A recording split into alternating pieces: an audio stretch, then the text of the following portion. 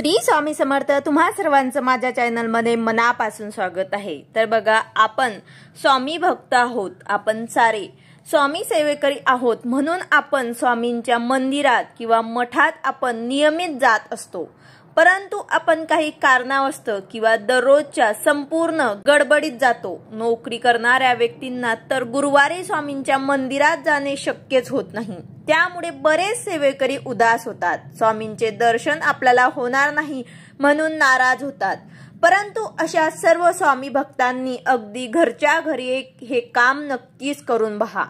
तर आपल्याला घरी काय करायचं आहे याबद्दलची संपूर्ण माहिती मी तुम्हाला आजच्या व्हिडिओमध्ये सांगणार आहे। व्हिडिओ पूर्ण बघा, जेणेकरून तुम्हाला संपूर्ण माहिती मिळेल।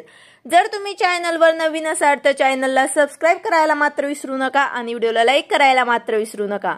तर बघा, आपल्याला गुरुवारी किंवा मग कोणत्याही दिवशी स्वामींच्या मंदिरात किंवा मठात जाणं शक्य नसेल तर आपल्याला घरीच आपल्या देवघराजवळ बसून आपल्याला स्वामींची मूर्ती किंवा फोटो असेल तर त्या मूर्तीला आपल्याला मुजरा करायचा आहे आणि नमस्कार करून आपण त्या ठिकाणी बसून राहायचं आहे। जसे की आपण मंदिरात गेल्यानंतर देवदर्शन घेतो आणि थोडा वेळ आपण मंदिराच्या गाभाऱ्यात बसतो, अगदी तसेच आपल्याला मंदिरात असताना आपली नजर देवाकडे असते आणि मूर्तीकडे आपण एकटक नजर लावून पाहत असतो।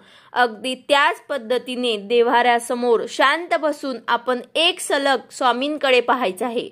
आपल्याला असं वाटेल की आपण मंदिरात किंवा मठात गेलो आहे, स्वामी आपल्या समोर आहे, आपण स्वामींना बघत आहोत।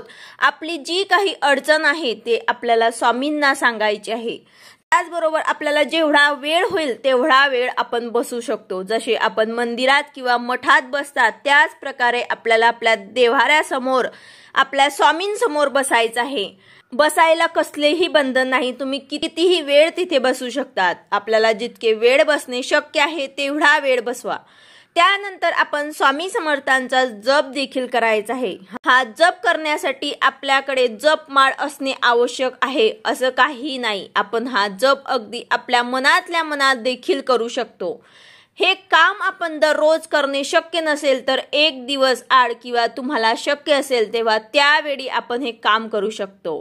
तसे ज्यावेळी आपल्या मनात येईल तेव्हा आपण हे काम करू शकतो। जेव्हा तुम्हाला आठवण येईल की आपल्याला मंदिरात किंवा मठात जायचं आहे पण तुम्हाला जाणं शक्य नसेल तर तुम्ही तुमच्या देवघरात तुमच्या देव्हाऱ्यासमोर स्वामींसमोर बसून तिथे थोडा वेळ बसा आणि जप करा। बघा, तुम्हाला असं वाटेल की तुम्ही मंदिरात किंवा मठात गेला आहात, मंदिरात जाणार होता पण मात्र काही कारणावस्तव आपल्याला जाणे झाले नाही, म्हणून मनाला खंत वाटून घेण्यापेक्षा आपण घरच्या घरी स्वामींची सेवा करू शकतात।